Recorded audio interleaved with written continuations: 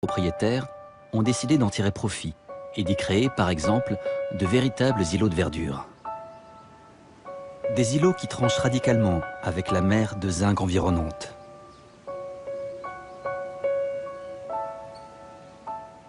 Hugues Pevergne, jardinier paysagiste, s'est fait une spécialité de ces jardins suspendus, comme il aime à les appeler. C'est complexe d'amener un jardin sur les toits d'une ville comme Paris, puisque tout semble un peu hostile. C'est en essayant de trouver des solutions à ces contraintes, s'appuyer dessus, qu'on va réussir en fait à les faire disparaître, à les faire oublier. C'est un super beau challenge d'amener la nature comme ça dans un endroit aussi inattendu. Et surtout d'être constamment surpris. J'ai l'impression que j'apprends toujours. La nature me laisse croire que je maîtrise un peu tout ça, mais elle en fait bien aussi qu'à sa tête. Faut pas aller contre, ça c'est sûr. Il faut être à l'écoute, comprendre. Et j'aime bien le terme se faufiler dans tout ça. Il n'y a pas de règle établie. Chaque fois, on découvre des nouvelles plantes qui peuvent pousser comme ci, comme ça. Ça semble infini, en fait. On croit qu'il faut beaucoup de moyens, certes, il en faut. Mais ce qui est important, c'est pas d'amener les plantes clac et dire ça y est, j'ai fini. Non, ce qui est important, c'est de faire comprendre aux urbains que l'intérêt, c'est aussi le cheminement de ce jardin. De dire, voilà, on l'a mis en place, et qu'est-ce que ça va être dans 1 an, dans 2 ans, dans 10 ans.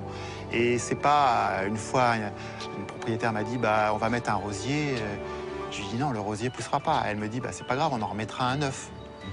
Je peux pas travailler comme ça. Je ne plante pas un végétal pour dire que dans 6 mois, elle sera morte et que j'en mets une autre. Moi, ce qui m'intéresse, c'est comment elle va se pencher pour aller chercher la lumière. Peut-être elle va prendre un coup par là, elle va se tordre. Et c'est cette notion, cette âme un peu qu'elle va prendre au fil du temps qui m'intéresse.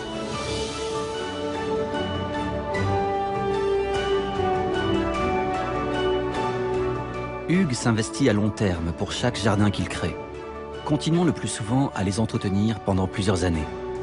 Son objectif est un subtil équilibre entre intimité et ouverture sur la ville. Quand les gens arrivent sur leur terrasse, ils veulent pouvoir se poser et être, par exemple, un peu à l'abri des regards. Mais on va surtout pas se couper des toits, puisque c'est vraiment ça qui est magnifique, c'est le contraste entre cette nature exubérante et la proximité, par exemple, de la Tour Eiffel ou de certains autres monuments. Dès que le regard s'échappe sur les toits, au contraire, on va ouvrir ou on va mettre peut-être un végétal devant, mais on va le rendre transparent pour justement voir ce monument, mais à travers une plante. Quand je jardine, tout simplement, moi je me sens un vrai privilégié. Je jardine et en même temps je vois les cheminées, je vois le ciel. On sent bien qu'il y a un besoin de temps en temps de souffler, de s'échapper. Et finalement, ne serait-ce qu'un petit balcon peut devenir une petite pièce supplémentaire. On peut mettre un petit guéridon, s'installer pour boire un verre avec son voisin, un ami, quoi que ce soit. Et du coup, on est un peu ailleurs, on fait un peu une relâche, tout en étant tout près de la ville. Pour moi, jardinier, c'était presque un petit peu péjoratif. C'était celui qui ramassait les feuilles et qui n'avait pas d'intervention sur la nature. J'aimerais des fois être un peu, c'est un peu prétentieux, mais en tout cas, c'est ça qui me donne la pêche, être un peu comme un peintre qui arrive et qui installe son chevalet, ses tubes de peinture, ses pinceaux. Bah, moi, c'est les bacs, les plantes, les matériaux. Bien sûr que c'est une logistique, une organisation importante à mettre en place, mais c'est au service d'un instant créatif ou de plusieurs micro-interventions qui vont faire que, pas parce qu'on a dit ça sur le plan qu'on va le faire au millimètre. Il faut se garder une grande liberté de faire. Enfin, en tout cas, moi, c'est ma façon de fonctionner.